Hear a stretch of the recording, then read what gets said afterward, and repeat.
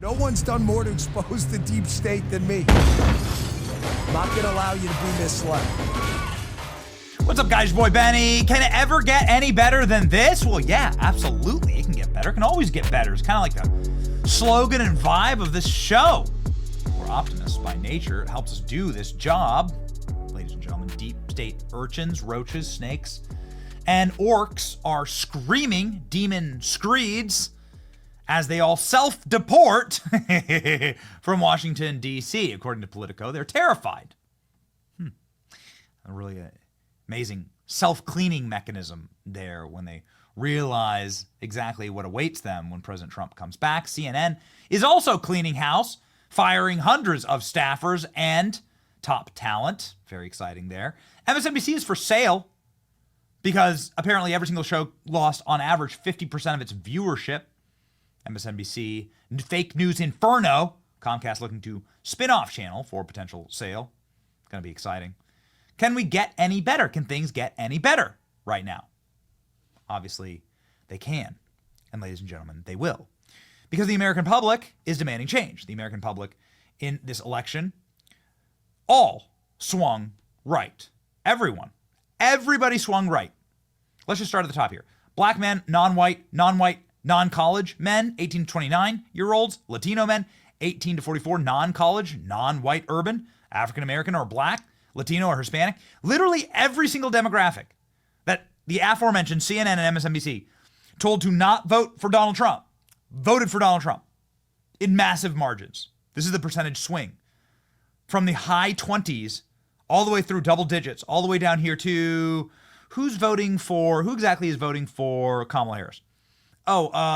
Overeducated, sneering, sniveling, snobby, pretentious, virtue signaling, woke, white cuck boys. That's it. White college men, white urban, postgraduate study. That's it. That's the only age group that didn't swing for Trump. Okay, got it? It's time for masculinity back in this country. It's time to restore high testosterone.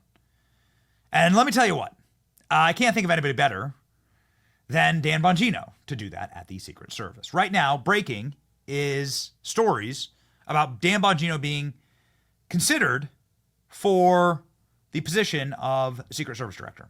Two major contenders for the President Trump Secret Service Director, Dan Bongino and Sean Curran, per Politico.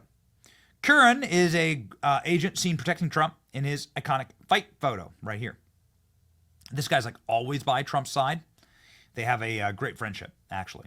So whenever we saw Trump on the campaign trail, this homie was next to him. So he's obviously very, very trusted by Trump. Curran has spent years leading Trump's personal detail. The two have become very, very close. Why would Dan Bongino be good at this job? Dan Bongino worked for the Secret Service. He also worked for the New York Police Department. Started in 1995. Worked there for 5 years. Bongino joined the United States Secret Service in 1999 as a special agent in 2002. He left the New York field office, became an instructor at Secret Service Training Academy in Beltsville, Maryland in 2006. He was assigned to Presidential Protection Division for George W. Bush. He remained on protective duty through Barack Obama, leaving in 2011 to run for U.S. Senate. So this is plus 10 years in the Secret Service. So Bongino has hell of a pedigree for this position. Would you approve Dan Bongino as director of the Secret Service? Everybody says yes. He needs to stay exactly where he is. The radio show and podcasts are huge, incredibly important to the team and to the country. Yes, I just hope he can keep his podcast as well, many say. I mean, why not? Why couldn't you do both?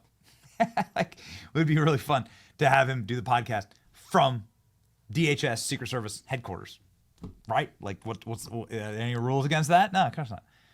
I hope that Donald Trump does a podcast with J.D. Vance in the White House, right? Like, do a fireside chat. Like, they should totally do that.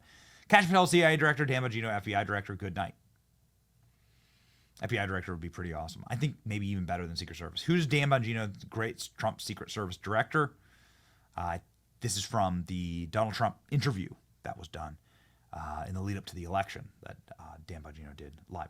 So according to Real Clear Politics, Dan Bongino is under consideration to be Trump's Secret Service director. The leading candidate is the man who is in the iconic Trump Butler photo, raising his fist with the bloody ear, Pennsylvania.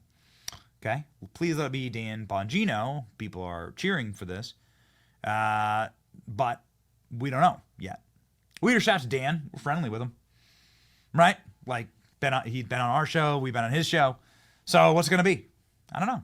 I'd like to see Dan Bongino have a huge role in revamping the Secret Service. I think that, maybe he can just come in there and do like a crack job, firing everybody who needs to be fired, and implementing the kind of changes that you need to keep the Lady Ghostbusters away from protecting Trump. You remember the people who couldn't even holster their weapons? You remember that? The chicks who were so short they couldn't cover Trump. I mean, we had a bunch of Secret Service agents come on the show after Trump's assassination attempt and tell us about this. Like, you have to be able to cover the protectee. Dan Bongino can make great reforms. Dan Bongino is a must listen to on things like this. If it continues this way, he's not going to make it to Inauguration Day, says Dan Bongino. Bongino had an incredible round of questions and answers when it came to the assassination investigation via the United States House. Some great heroes in Congress asking questions about of Bongino in this hearing. Dan Bongino's opening statement, though, really, really powerful. Here it is. Well, thanks for your time. Thank you for doing this. Sound okay? Everybody hear me back there? Yeah. Great. Fantastic. Listen, let's just get right to the point. This was an apocalyptic security failure. A man was murdered in front of his family. 3 people were shot on live television, including President Trump in the head, who came within 2 millimeters of having his head explode on national television in front of millions of people. There's no sugarcoating it. It's no time for BS. Unfortunately, as Congressman Crane and Mills both indicated, the story seems to have been vanquished to the phantom zone of media coverage. It's amazing how we're still talking about JFK's assassination, but nobody seems to want to talk about President Trump being shot in the head on national television, despite the fact that we have no answers. So I have 5 minutes, so I want to keep it quick, and I want to make 3 points. I worked in the Secret Service for 12 years. I loved it. I worked with some really amazing men and women who gave everything. I mean, a couple of them literally gave everything. I know guys who've gotten bizarre diseases overseas, like chikungunya fever and protection operations. Everybody gave a little bit of something in the Secret Service, and it was a real honor to say I was part of it. But they have 3 institutional problems, I believe, in the macro will help us get to the bottom of how this Secret Service apocalyptic failure won't happen again. First, they have a technology problem. The joke in the Secret Service, which is sadly no longer funny when I was there, and it wasn't funny then either, is they rely on yesterday's technology tomorrow. Think about that. Yesterday's technology tomorrow. Everything from computer systems that waste agents' times, filling out time and attendance records they were doing, to Congressman Crane and I discussing the fact that they only implemented slings, a technology as old as the wheel, about, 5 or 6 years into my time in the Secret Service, which is embarrassing. The weaponry was old, everything was old. These are things I would have talked about sooner if they didn't create a security crisis, and I obviously didn't want to air them publicly. Now you're seeing what happens when you don't have a drone up at a site you could have bought for $39.99 on Amazon. Second, another adage in the Secret Service, you've heard even the new acting director discuss, is the more with less approach. There is no more with less, there's less with less, okay? The Secret Service more with less approach only works if you produce more. That's how capitalism works. You produce a flat screen TV that was probably 20 years ago, $10,000. It's $200 at Walmart now. They produce a better TV with less. That's not what the Secret Service did. They produced less with more. They were given more money and produced less. A 20-year-old criminal outsmarted them on a $40 drone technology piece of device. You're telling me that's more with less? That's disgusting. That's nothing with less. That's less with more. Their budget went up. You guys know you're appropriators. You know that. Third, and I'll wrap it up with this, turn it over to Mr. Prince. The investigative mission, the Secret Service, that they're telling you they need to make them better agents is total crap. That's garbage. Their agents are talented, smart people. They can figure out how to do protection without running out cheap $20 counterfeit notes at 7-Eleven on a Friday night while the president's getting shot in the head. How is it we have a DEA, we have an FBI, we have TIGTA, the IRS, CBP, and 1,000 other entities with a $6 trillion budget, which I know a lot of you guys have been fighting against this grotesque spending. $3 billion goes to the Secret Service, and we're wasting time running out counterfeit notes. It's a serious problem, counterfeiting. Granted, it might be a legacy item. They started doing counterfeiting. That's not what we do now. Get rid of the investigative mission, turn it over to other people, let them do what they do best and should do best. Protection, thanks a lot for your time. Thank you for doing this. Thanks to the panelists as well and everyone attending. Appreciate it. I want that guy in charge of the Secret Service. Like, obviously, Dan Bongino's thought this stuff through more than anybody, more than me, because of what he's done, because of what Bongino's done for a living.